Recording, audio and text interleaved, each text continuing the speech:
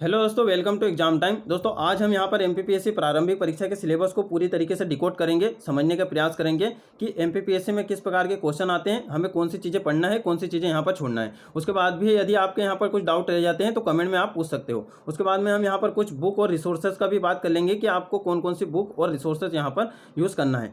अब दोस्तों सबसे पहले हम आ जाते हैं यहाँ पर सिलेबस से पढ़ने से पहले कि देखिए प्रश्न पत्र का नाम क्या है, सामान्य अध्ययन। यानी कि आपको यहाँ पर सामान्य चीज़ें यहाँ पर पढ़ना है, यानी कि सामान्य ज्ञान की यहाँ पर उपेक्षा की जाती है, ना कि आपको किसी विषय में विशेषज्ञ यहाँ पर बनना है। ठीक है, तो आप ये मन से अपना ये डर निकाल दीजिए कि एमपीपीएससी का जो प्रारंभिक परीक्षा का जो पेपर है वो बहुत टफ आता है।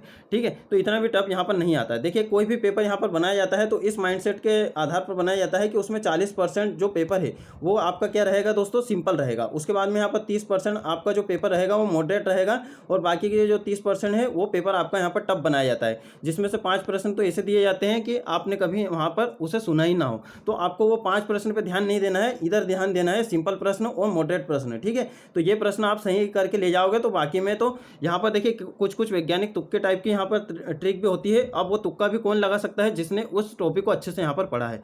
ठीक है, तो इस प्रकार से यहाँ पर होता है पेपर जो सेट किया जाता है। अब हम यहाँ पर आ जाते हैं सिलेबस पर। सिलेबस में आपको कौन कौन सी चीज़ों पर यहाँ पर ज़्यादा ध्यान देना है। एमपी देखिए यहाँ पर आप फर्स्ट पॉइंट देखोगे 10 यूनिट में हमारा सिलेबस यहाँ पर डिफाइन किया गया है। उसके बाद में यहाँ पर फर्स्ट आप देखोगे कि मध्य प्रदेश का इतिहास, संस्कृति और साहित्य। ठीक है, तो यहाँ पर आपको इतिहास, संस्कृति और साहित्य पर ज़्यादा ध्यान देना है। अब हम यहाँ पर थोड़ा सा देख लेते हैं कि मध्य प्रदेश के इतिहास की महत्वपूर्ण घटनाएं, यानी कि आपको केवल यहाँ पर महत्वपूर्ण घटनाएं पढ़ना है। उसके बाद में यहाँ पर प्रमुख राजवंश, जितने भी यहाँ पर चंदेल, परमार और उनमें जो जो शासक हुए हैं उनके क्या योगदान है, उन्होंने संस्कृति के क्षेत्र में क्या किया है, स्थापत्य कला के क्षेत्र में क्या किया है, उन्होंने कौन से राजमहल वगैरह बनवाए हैं। ठीक है, और उनके जो राज्य में है कौन कौन से यहाँ पर विद्वान रहते थे। इस प्रकार के यहाँ पर आपसे कुछ क्वेश्चन यहाँ पर पूछे जाते हैं। उसके बाद में यहाँ पर स्वतंत्रता आंदोलन में मध्य प्रदेश का योगदान, तो ये सबसे इंपॉर्टेंट पॉइंट है, क्योंकि आधुनिक भारत देखा जाए या फिर आधुनिक मध्य प्रदेश देखा जाए तो इससे यहाँ पर ज़्यादा क्वेश्चन यहाँ पर आते हैं। तो स्वतंत्रता आंदोलन में मध्य प्रदेश का क्या योगदान है, कौन कौन से व्यक्तियों ने यहाँ पर योगदान दिया है, स्वतंत्रता आंदोलन में उन्होंने भाग लिया है। तो इस प्रकार के आपको उनके बारे में कुछ शॉर्ट आपको यहाँ पर नोट्स बना के रख लेना है। देखिए किसी भी व्यक्ति को किस आधार पर जाना जाता है कि उसके योगदान के बारे में। ठीक है, कोई भी व्यक्ति को अपने योगदान के बारे में जाना जाता है, ना कि उसके जन्म के आधार पर। ठीक है, जन्म के आधार पर किसी को नहीं जाना जाता है, उन्होंने क्या समाज में क्या योगदान दिया उसके आधार पर जाना जाता है। ठीक है, तो स्वतंत्रता आंदोलन में क्या क्या योगदान दिए हैं उनको आपको यहाँ पर तैयार करना है। उसके बाद में यहाँ पर नेक्स्ट देखते हैं मध्य प्रदेश की प्रमुख कलाएं और स्थापत्य कला। तो दोस्तों आपको देखिए सिंपल सा आपको यहाँ पर ध्यान रखना है कि मध्य प्रदेश में पर्यटन, मेले, त्यौहार, जनजाति, लोक कला, उनकी चित्रकला, तो इन पे यहाँ पर ज़्यादा ध्यान देना है। तो इनसे आप यहाँ पर ज़्यादा प्रश्न पूछे जाने की संभावना है, क्योंकि यहाँ पर क्लियर मेंशन किया गया है। संस्कृति वाला जो पोर्शन है वो आपको यहाँ पर सभी चीज़ों में यहाँ पर देखने को मिल जाएगा। उसके बाद में यहाँ पर मध्य प्रदेश की जनजाति एवं बोलियां। मध्य प्रदेश की जनजातियों में आपको दोस्तों ये तैयार करना है कि उनकी भौगोलिक विशेषता कहाँ है, उनका भौगोलिक क्षेत्र कहाँ है। जैसे कि उत्तर में देखोगे सहरिया जनजाति है, नीचे दक्षिण में देखोगे तो भील, कोरकू, इस प्रकार की यहाँ पर जनजाति पाई जाती है। तो कौन कौन से क्षेत्र में कौन सी जनजाति पाई जाती है, सिंपल सा आपका ये जनजाति वाला इस प्रकार से क्वेश्चन आ सकता है।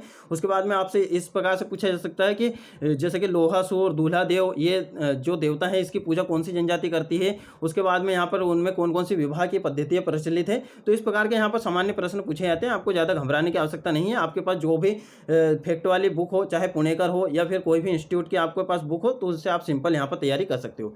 ठीक है, सिंपल और सामान्य से यहाँ पर प्रश्न आते हैं, बस वो आपसे यहाँ पर गलत नहीं होना चाहिए। और मध्य प्रदेश की प्रमुख बोलियाँ है, कौन कौन से क्षेत्र में कौन कौन सी बोली बोली जाती है, तो ये भी एक छोटा सा यहाँ पर टॉपिक है, ये आपका जल्दी ही तैयार हो जाएगा। या फिर इसके आप बोलियों के आप यहाँ पर नोट्स बना सकते हो। 3 से 4 यहाँ पर बोलियाँ हैं मध्य प्रदेश की, बुंदेलखंडी है ना, तो इस प्रकार से है, तो आप इस प्रकार से यहाँ पर बना सकते हो। उसके बारे में कुछ फैक्चुअल डाटा आप लिख सकते हो।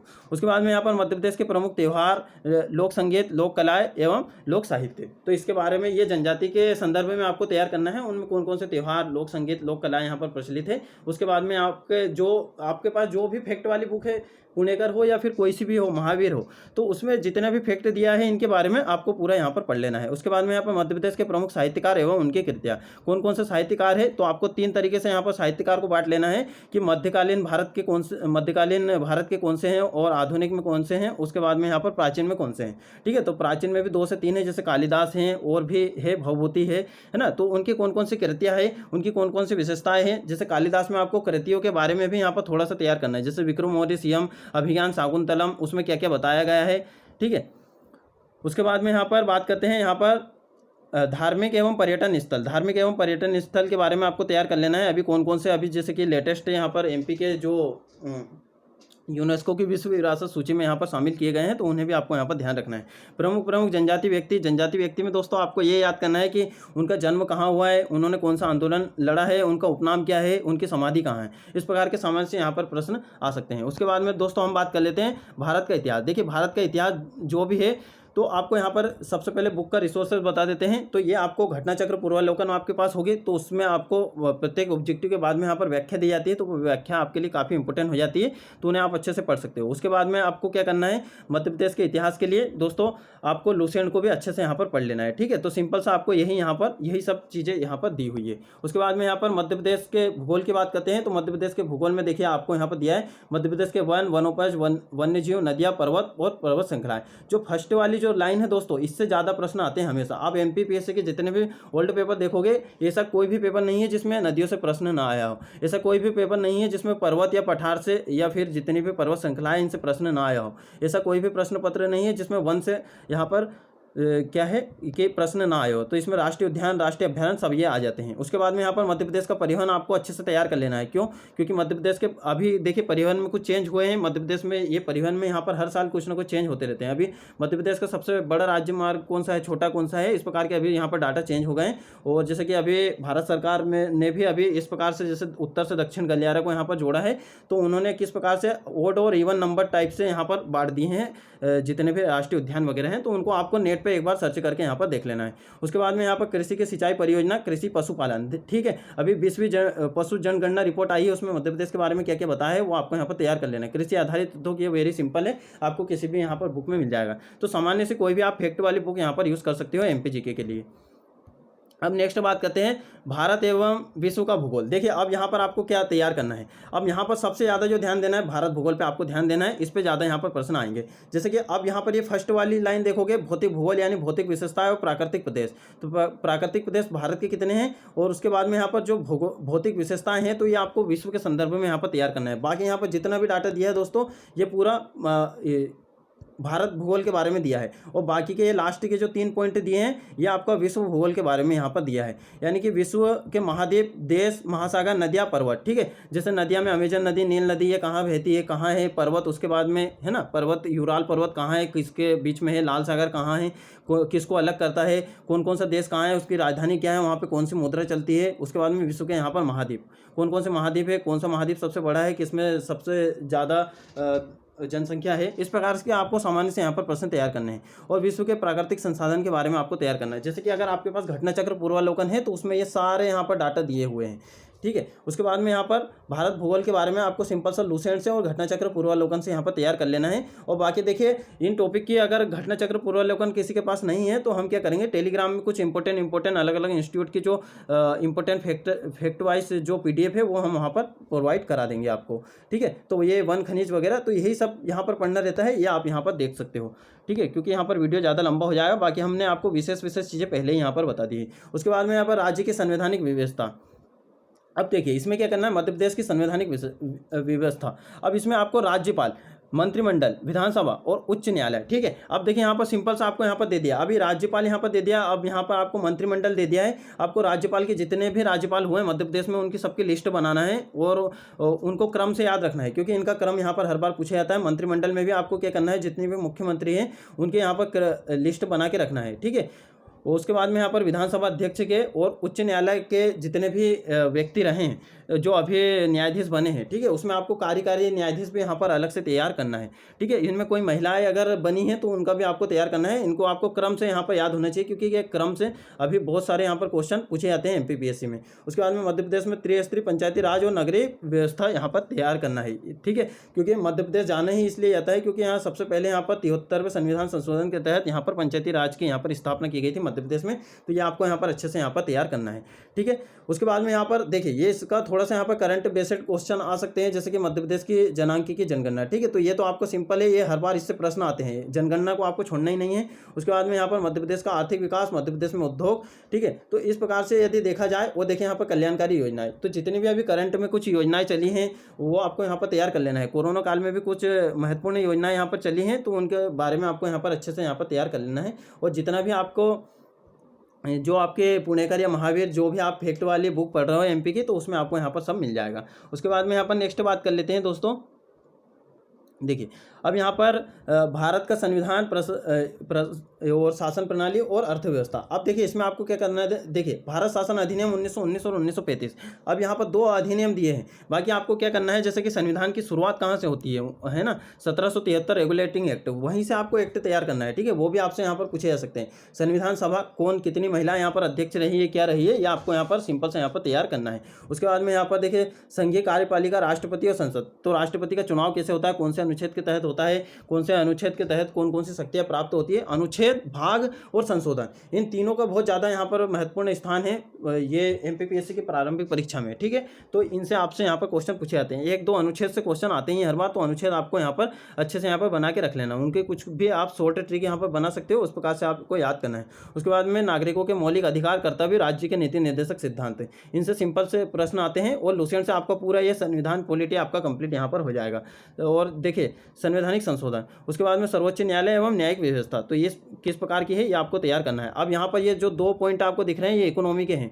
ठीक है, तो इकोनॉमी भी आपको सिंपल से कुछ नहीं करना है, आपको सिंपल से क्या करना है दोस्तों, लुसेंट से आपको तैयार कर लेना है। लुसेंट में आपको जितना दिया है, और बाकी इसके एक विवेकानंद इंस्टीट्यूट की एक PDF है, तो वो हम आपको वहाँ पर टेलीग्राम चैनल में यहाँ पर शेयर कर देंगे, उससे आपका यहाँ पर कंप्लीट हो जाएगा। तो इसमें आपको सिंपल सा और भी तैयार करना है, जैसे कि लुसेंट में जितनी पारिभाषिक शब्दावली दी है, GDP क्या होती है, GNP क्या होती है, बजट क्या होता है, और भारत के कौन कौन से चीज़ों में क्या क्या रैंकिंग है ना, और बैंकिंग के बारे में, और नीति आयोग की कुछ रिपोर्ट यहाँ पर आती है, कुछ सूचकांक आते हैं, वो भी आपको यहाँ पर तैयार कर लेना है। उसके बाद में अब आ जाते हैं हम हमारा सबसे इंपॉर्टेंट यहाँ पर पोर्शन। इसमें सबसे ज़्यादा प्रॉब्लम आती है कि इसमें क्या आएगा, कैसा पूछा जाएगा।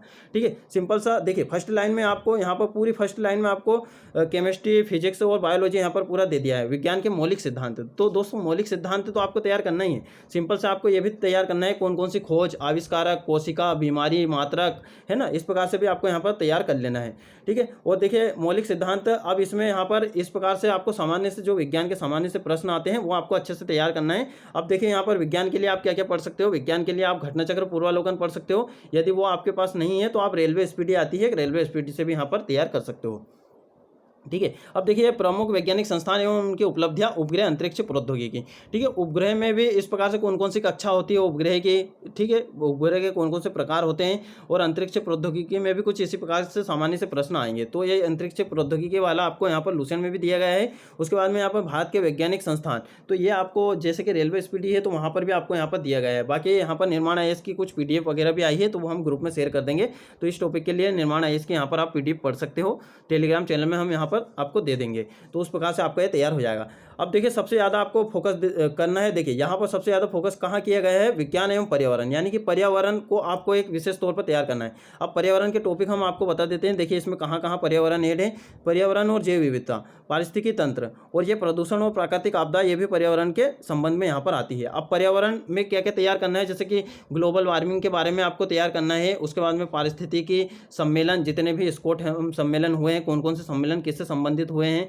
ठीक है, इस प्रकार से आपको यहाँ पर तैयार करना है। जैव विविधता में आपको तैयार करना है, इसमें आपके आर्द्र भूमि या नम भूमि या फिर रामसर साइट आपके यहाँ पर आ जाते हैं। अभी वर्तमान में मध्य प्रदेश में कितनी रामसर साइट है, तो अभी यहाँ पर मध्य प्रदेश में 1 रामसर साइट है।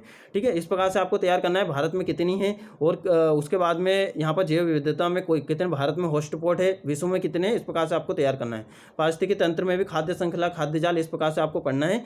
और उसके बाद में यहाँ पर प्रदूषण, प्राकृतिक आपदा एवं प्रबंधन। ठीक है, आपदा के न्यूनीकरण के क्या उपाय है, भूकंप किस प्रकार से फैलता है, भारत में सबसे ज़्यादा भूकंप प्रभावित क्षेत्र कौन से हैं, तो इस प्रकार से आपको यहाँ पर प्रश्न पूछे जाएंगे। ठीक है, प्रदूषण से भी यहाँ पर कौन कौन से जो जैसे मरकरी वगैरह इस प्रकार से रहते हैं, कौन कौन से जो धातु तत्व हैं वो प्रदूषण फैलाने का काम करते हैं, इस प्रकार से आपसे यहाँ पर सामान्य से प्रश्न पूछे जाएंगे।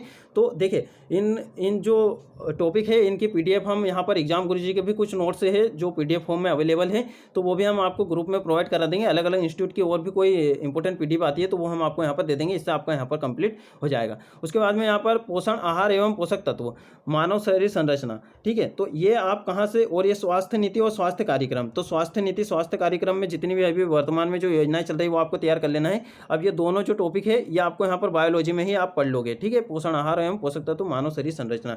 अब कृषि उत्पाद तकनीक, यानी कि प्राचीन काल में किस प्रकार की तकनीक थी, अभी वर्तमान में कौन कौन सी तकनीक यहाँ पर यूजेज हो रही है। ठीक है, उसके बाद में यहाँ पर खाद्य प्रसंस्करण, ठीक है। तो ये अभी नया टॉपिक है, तो इससे अभी तक प्रश्न नहीं पूछे गए। खाद्य प्रसंस्करण क्या है। उसके बाद में ये पूछा जा सकता है कि मेगा फूड पार्क कहाँ कहाँ है, एमपी में कहाँ है, भारत में कहाँ कहाँ है, और खाद्य या फिर खाद्य सुरक्षा के तहत भारत में कौन सी संस्था कार्यरत है।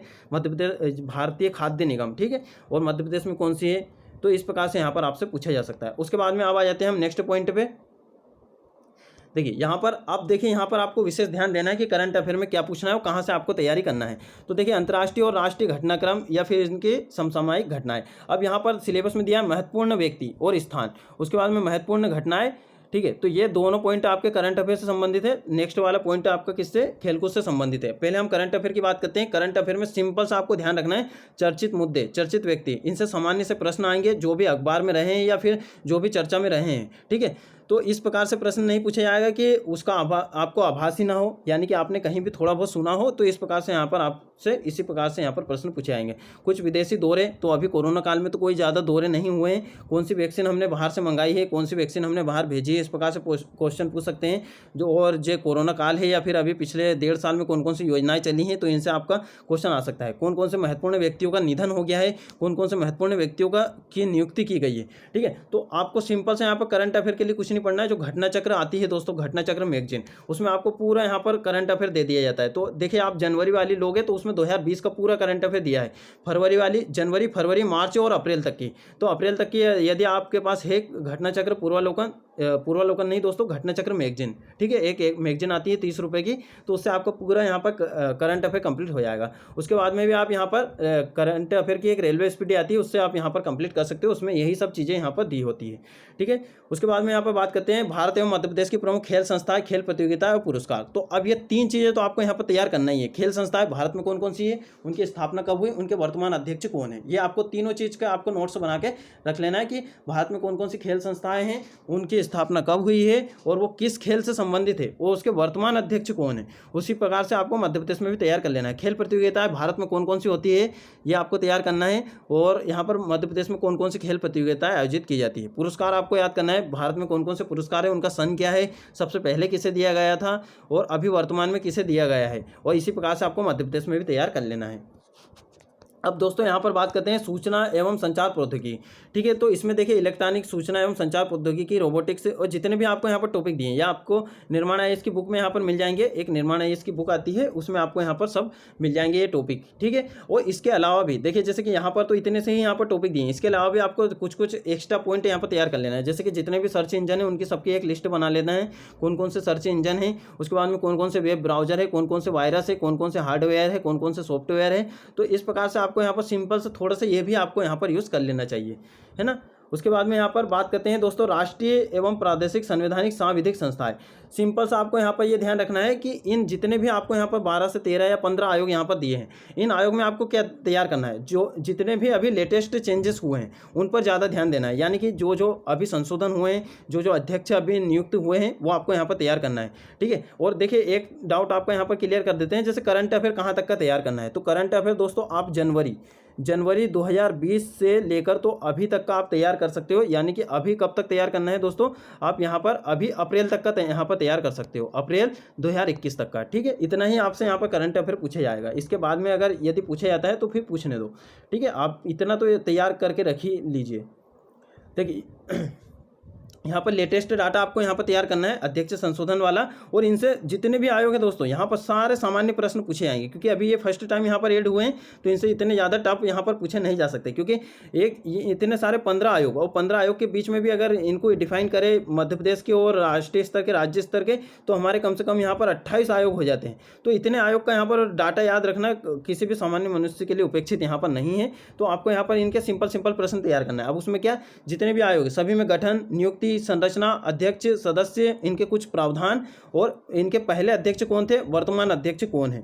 उसके बाद में यहाँ पर इनकी प्रथम महिला अध्यक्ष कौन है, और कितनी महिलाएं यहाँ पर अध्यक्ष अभी तक बनी हैं। और जिन जिन आयोग में दोस्तों कुछ विशेष बातें हैं, जैसे कि कोई आयोग अभी बना है, जैसे कि एनजीटी का मान लो, एनजीटी कब बना है, 2010 में यहाँ पर बना है। तो अभी इसमें 3 से 4 ही यहाँ पर अध्यक्ष हुए होंगे, तो वो पूरे अध्यक्ष की लिस्ट आपको याद करना है। यानी कि जिस आयोग में कम अध्यक्ष बने हैं उनके अध्यक्ष की आपको यहाँ पर लिस्ट याद कर लेना है, ठीक है दोस्तों। तो इस प्रकार से आपको यहाँ पर तैयारी करना है। और देखिए यहाँ पर एक विशेष बात और बता देते हैं आपको जैसे कि हमने यूट्यूब पर यहाँ पर जो कंपैरिजन वीडियो है, यानी कि जैसे कि मानव अधिकार आयोग, राष्ट्रीय मानव अधिकार आयोग और राज्य मानव अधिकार आयोग को हमने इस प्रकार से कंपेयर करके बताया है, तो वो वीडियो भी आप देख सकते हो। उससे आप खुद के यहाँ पर नोट्स बना सकते हो। आपको ज़्यादा टाइम नहीं लगेगा, एक दिन लगेगा, एक दिन में आपको पूरा यहाँ पर आयोग कंप्लीट हो जाएगा।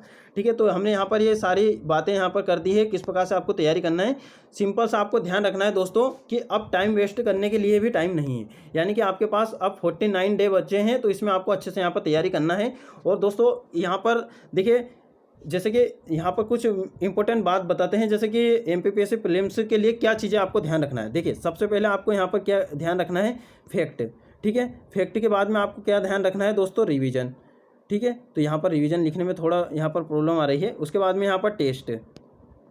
ठीक है, उसके बाद में यहाँ पर प्रैक्टिस, यानी कि जितनी ज़्यादा आप एमसीक्यू की प्रैक्टिस करोगे तो उस प्रकार से आपका यहाँ पर होगा, यानी कि फैक्ट, रिवीजन, टेस्ट और प्रैक्टिस। तो ये 4 चीज़ आप याद रखोगे, ये 4 चीज़ आप ध्यान रखोगे, तो इससे आपका यहाँ पर जो प्रारंभिक परीक्षा का जो पेपर है वो आपका आसानी से यहाँ पर क्वालिफाई हो जाएगा।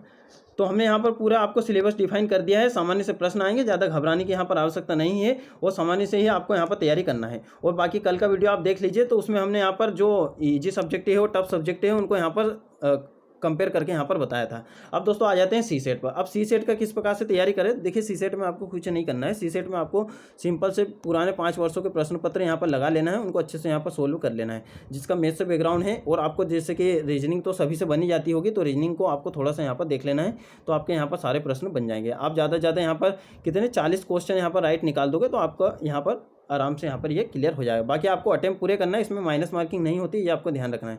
ठीक है, सारे आपको यहाँ पर, बाकी आप सबसे पहले क्या कीजिएगा, सबसे पहले आपको जो प्रश्न आ रहे हैं सी सेट में वो आप वहाँ पर लगा लीजिएगा, और सिंपल से यहाँ पर 40 प्रश्न तो आसानी से हर एक के यहाँ पर सही हो ही जाते हैं। ठीक है दोस्तों, तो इस प्रकार से सिलेबस हमने यहाँ पर डिफाइन किया। इसके बाद भी यदि आपको यहाँ पर कुछ प्रॉब्लम हो, कुछ पूछना हो, तो आप कमेंट में यहाँ पर पूछ सकते हो। हम सभी यहाँ पर कमेंट का यहाँ पर आंसर यहाँ पर करते हैं। और दोस्तों, आप हमारे फेसबुक, टेलीग्राम और व्हाट्सएप ग्रुप से जुड़ सकते हो। इंपॉर्टेंट चीज़ें के यहाँ पर पीडीएफ वहाँ पर प्रोवाइड कराई जाती है, और कुछ हमारे यहाँ पर नोट्स भी आते रहेंगे, तो वो भी हम आपको बताते रहेंगे। और बाकी आप टाइम वेस्ट मत कीजिए, अपने यहाँ पर अपनी तैयारी पे ध्यान दीजिए।